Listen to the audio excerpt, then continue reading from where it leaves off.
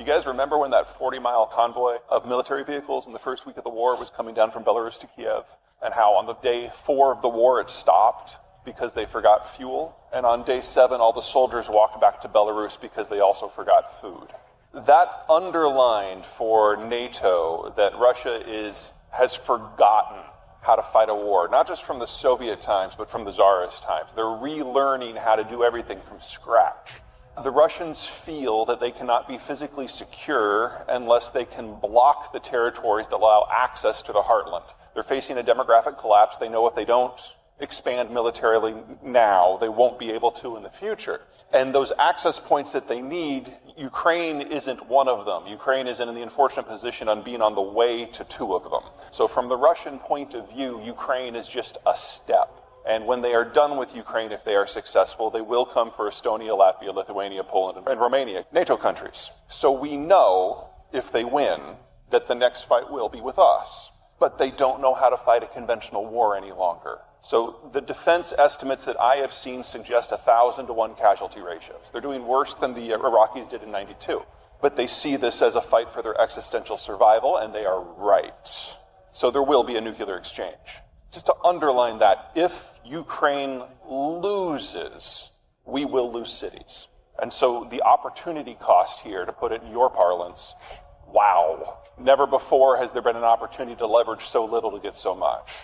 Whether or not Ukraine can win, we're going to find out this year. It's been mud season. The Ukrainians can't fight a war of attrition. They don't have the numbers. They have to find a way to get a strategic advantage that allows them to go from the 2 to 3 to casualty ratio, 2 to 3 to 1, to something closer to 8 to 10. That's the only way Ukraine wins. They can't do that when they can't move, and the mud season has prevented them from moving. By the time we get to May, mud season will be over. We will probably have these main battle tanks in place, but for every battle tank that the West has committed to this point, the Russians are going to have another 5,000 men on the front.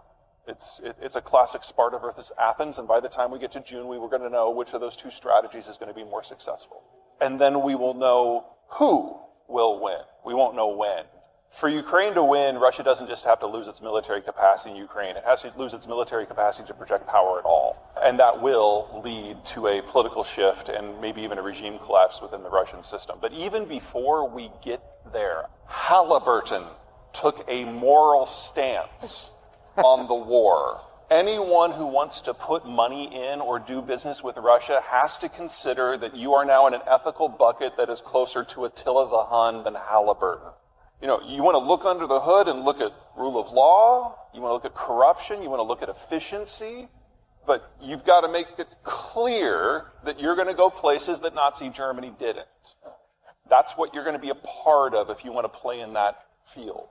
Because of that, other companies took their moral guidance from Halliburton. And we've seen a collapse in the capacity of Western techs and capital to get into the Russian space to maintain infrastructure. Their fertilizer industry, just to pick one, was built in the 1960s. It does not work without that foreign stuff. Most of the wells that were drilled in eastern Siberia, upwards of 95% of them, were not done by the Russians. So we are seeing a not-so-slow motion collapse of the entire Russian industrial space. And the only thing that will fix it is if folks like you throw their own personal money into projects that Halliburton wouldn't. I don't think that's very likely. But think about what that means.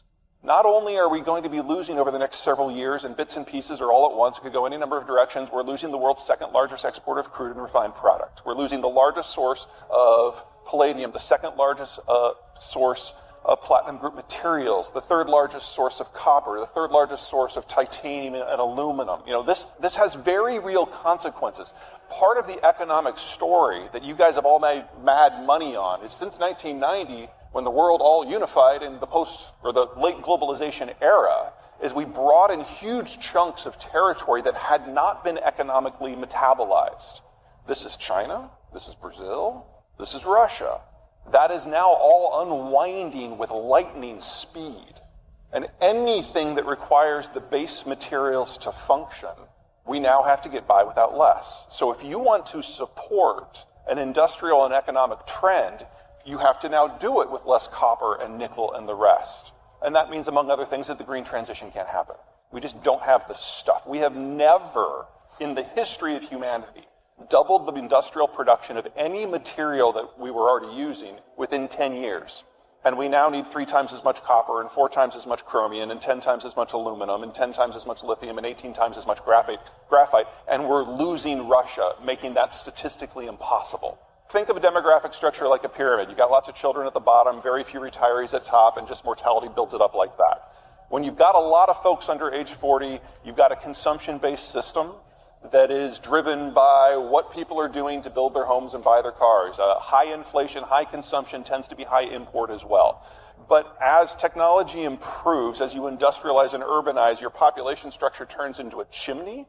And that's kind of the magic moment, because you've got a lot of people aged 20 to 45 who are consuming, and a lot of people aged 40 to 65 who are investing. A good balance of consumption and productive workers. And that is the moment that most of the world has been in between roughly 1980 and 2015. But as you keep aging, you eventually open up into an inverted pyramid. And you don't go back from that, because your birth rate has now been too low for 50 years. It's not that you're running out of children. That happened 30 years ago. You are now running out of adults. That's Germany. That's China. In 20 years, that'll be India. Most of the world's advanced economic systems have aged past the point of no return. We're going through a moment in the West and in the United States where the baby boomers are finally retiring. And we've thought about that from a fiscal point of view, and that's relevant. I don't want to try to talk anyone out of that.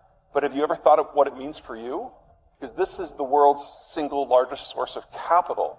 And on average, the world's baby boomers retired in December. We're already past the tipping point. Not tipping point in terms of recovery. We passed that as a world 30, 40 years ago. I'm talking about the availability of capital at all. We've seen the cost of capital roughly triple in the last 2 years. We're going to see that again in the next year or two. That's baked into the pie. So we're entering a world where we've got a labor shortage because boomers are retiring, a capital shortage because the boomers are changing their investment portfolio. And in most parts of the world, there's not a consumption base to maintain this concept we have called globalization. Because ultimately, trade is about someone buying something. If you don't have a lot of people aged 20 to 45, there's not a lot of that going on. Northeast Asia and Western Europe are where these trends are most advanced. But the parts of the world where they are advancing most quickly are Russia and Ukraine. So even if we can avoid a general nuclear exchange, even if the Ukrainians continue being the David to Russia's Goliath and actually take it down, we still need a fundamentally different economic model. And the European Union is not going to be part of that. Because remember, not only do the Germans have a starkly terminal demography, they have based their entire manufacturing system on an energy provider that can no longer provide energy. There's nothing about that system that survives this decade. And that's a very different geospatial and economic system of relationships that we at the moment have yet to invent a theory to frame, much less come up with some sort of industrial policy, much less come up with a financial way to play with that in a world with less finance.